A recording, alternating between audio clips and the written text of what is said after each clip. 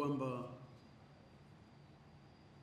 wakati wa uchaguzi huo wa mwezi Oktoba tarehe 29 mwaka 2025 kwenye baadhi ya maeneo kulitokea ghasia na uvunjifu wa amani.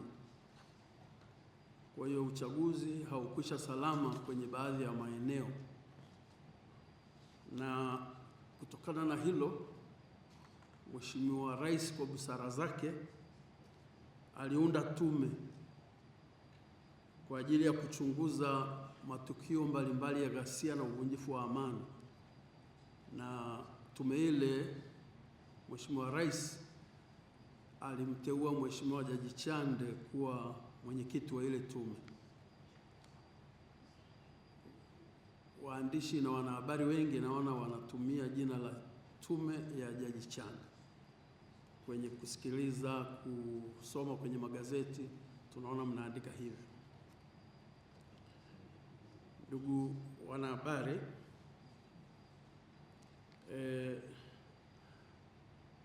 kutokana na ghasia zile na uvunjifu ule wa amani kulitokea madhara mbalimbali,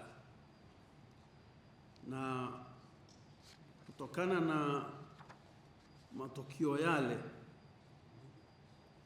ya madhara yaliyojitokeza, Mheshimiwa Rais aliunda tume hii mpya kwa ajili ya kuchunguza yale matukio yanayotokana na madhara yaliyojitokeza kwenye zile ghasia na uvunjifu wa amani.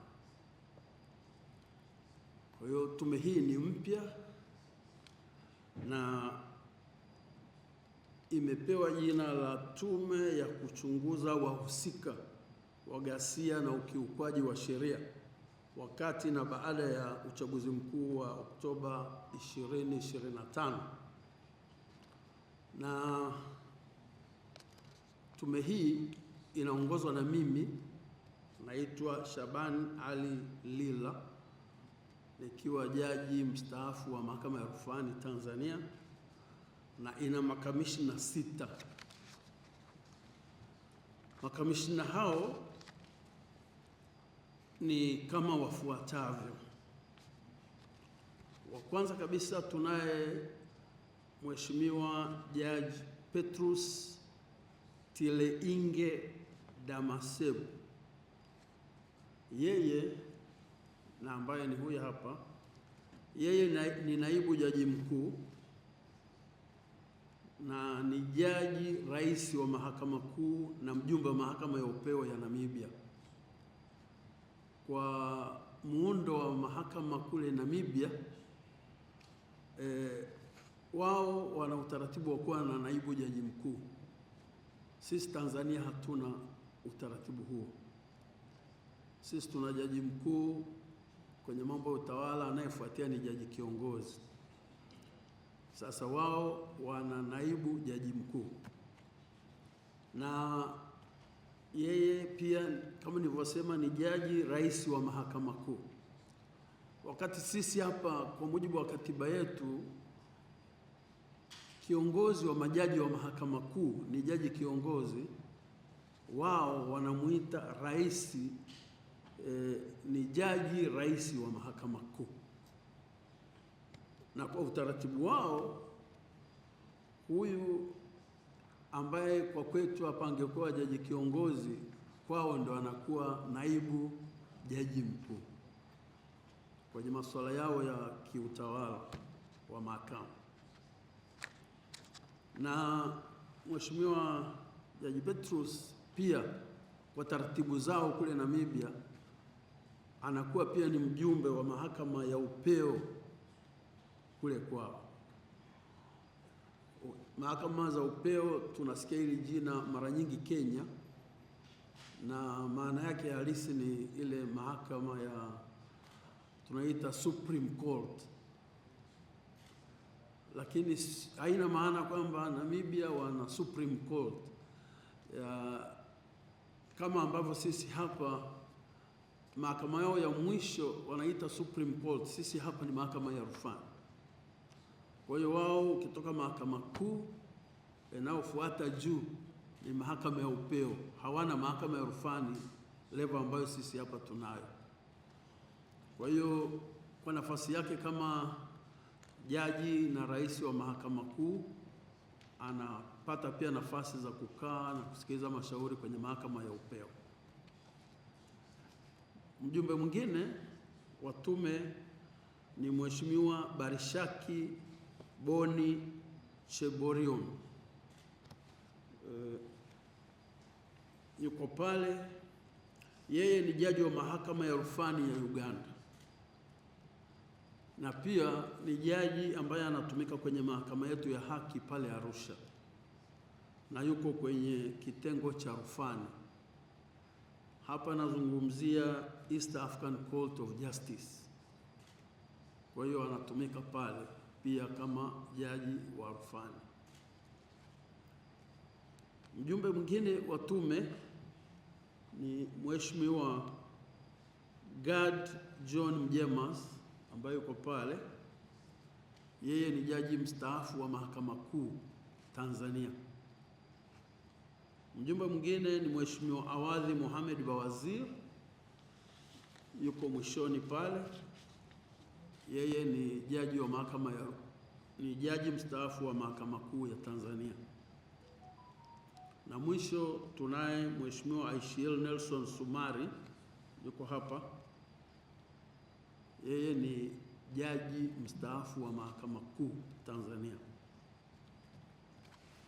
Tume hii inaye katibu ambaye kwa mujibu wa sheria ya tume za uchunguzi naye anateuliwa na Mheshimiwa Rais, na huyo ni Bwana Paul Kadushi ambaye yuko mwanzoni pale. Ndugu wanahabari,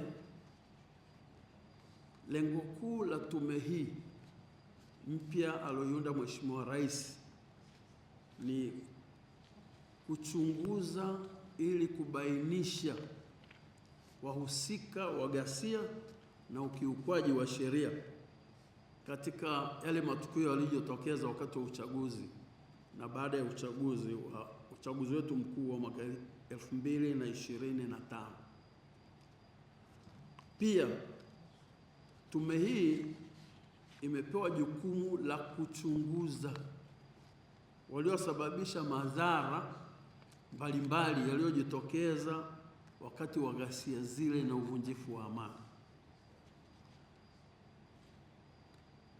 Tunafahamu na tume ya Mheshimiwa Jaji Chande ilibainisha wazi kwamba kulitokea vifo na ikataja kwa mujibu wa uchunguzi wao kwamba walibainisha vifo vya watu 518, lakini pia tume ile ilisema inawezekana idadi ni zaidi ya hapo kwa sababu si wote walipita kwenye utaratibu ambao wangeweza kutambuliwa. Na madhara mengine yaliyojitokeza ni majeruhi na pia watu kupotea. Kwa hiyo tume hii ina wajibu wa kwenda kuchunguza na kuwabaini waliosababisha madhara haya, vifo, majeruhi na watu kupotea wakati na baada ya uchaguzi wetu mkuu wa tarehe 29 mwezi wa 10 mwaka 2025. Tume hii katika kutekeleza majukumu yake imepewa hadidu za rejea 5, na huu ndio uwanda ambao tume hii inaenda kufanyia kazi, ndio mipaka ya mamlaka ya hii tume. Hadidu ya rejea ya kwanza ni kwamba kuchunguza na kubaini wahusika wa ghasia na namna kila mmoja alivyoshiriki katika kupanga, kufadhili, kuratibu au kufanya ghasia za wakati na baada ya uchaguzi mkuu wa Oktoba 2025. Kama tulisikiliza vizuri hotuba ya Mheshimiwa Chande wakati anawasilisha ripoti ya uchunguzi waliofanya, alisema kwamba ghasia na fujo zilizotokea wakati wa uchaguzi, na baada ya hapo hazikufanyika kwa bahati mbaya, badala yake zilipangwa, ziliratibiwa, zilifadhiliwa na zilitekelezwa kwa mpango maalum. Kwa hiyo tume hii imepewa jukumu la kuchunguza na kubainisha wale waliohusika na hayo. Hadidu rejea ya pili ni kuchunguza matukio mahususi yaliyotokana na hatua za kudhibiti ghasia hizo, ikiwemo suala la vifo visivyo vya kawaida vya watoto na watu wa makundi maalum. Katika kudhibiti zile ghasia na uvunjifu wa amani, kuna madhara haya yalijitokeza ya vifo visivyo vya kawaida vya watoto na watu wa makundi maalum. Kwa hiyo tume hii imepewa jukumu la kwenda kuchunguza hayo. Hadidu rejea ya tatu ni kuchunguza madai ya watu kupata majeraha makubwa kutokana na matukio ya matumizi ya silaha za moto kinyume cha sheria, taratibu na miongozo iliyopo. Hapa tunakwenda kuangalia watu waliopigwa risasi za moto nje ya maeneo ya ghasia na watu kupotea kipindi cha ghasia za wakati na baada ya uchaguzi mkuu wa Oktoba 2025. Hadidu rejea ya nne ni kuchunguza madai ya matumizi ya nguvu kuzidi kiasi kinyume na sheria, taratibu na miongozo iliyowekwa wakati na baada ya uchaguzi mkuu wa Oktoba 2025. Na hadidu rejea ya mwisho ni kuchunguza suala lolote ambalo tume itaona kuwa ni muhimu na linaendana na majukumu ya tume. Hizo ndio hadidu rejea 5 ambazo tume hii imepewa jukumu la kwenda kuzifanyia kazi. Kwa hiyo hayo ndio mawanda au upana wa majukumu yaliyopangwa kwa ajili ya tume hii kufanyia kazi.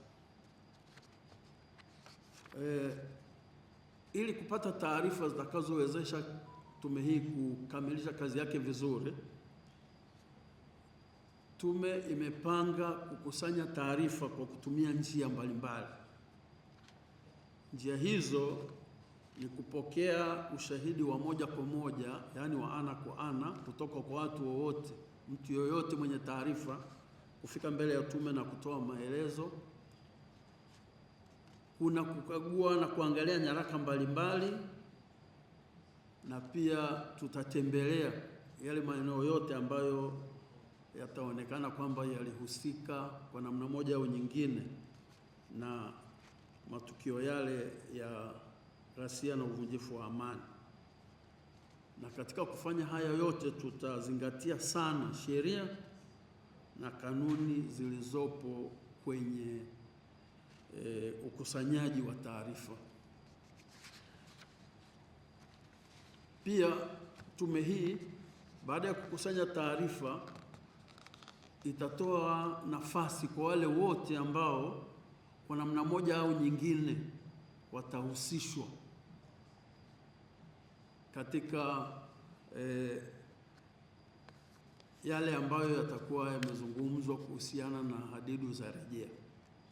Mtu yoyote atakayetuhumiwa kwa namna yoyote ile au atakayehusishwa na maelezo ya watu mbalimbali watakaojitokeza mbele ya tume, tume itawapa nafasi ya kuwasikiliza. Itawapa taarifa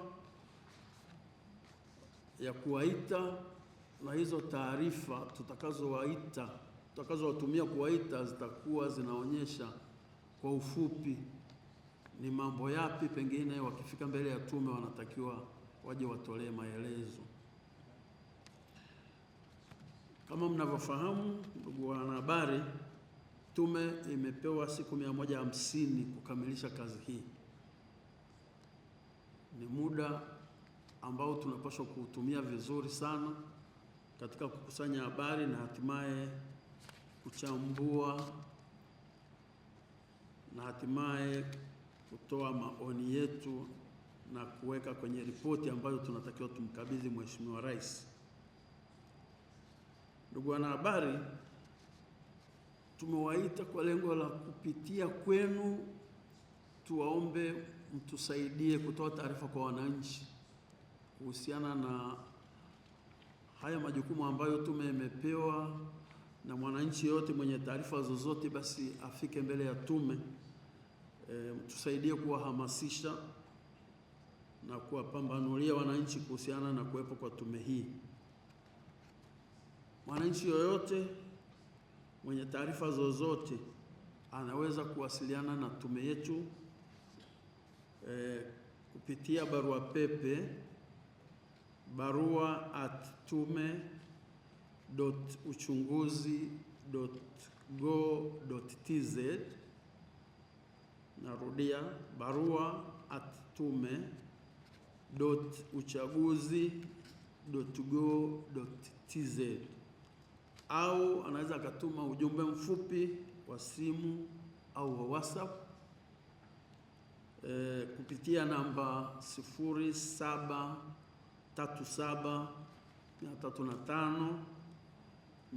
0737350449.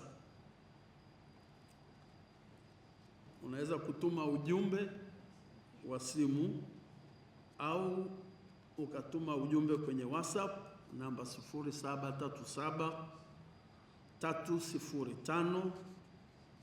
0737305449. Kwa mwananchi yote ambaye anataka kufika mbele ya tume, akiwasiliana nasi kupitia namba hii niliyosema ya mwisho ya WhatsApp, anaweza kuwasiliana na atakayepokea na akaweka utaratibu wa kumwezesha kufika mbele ya tume.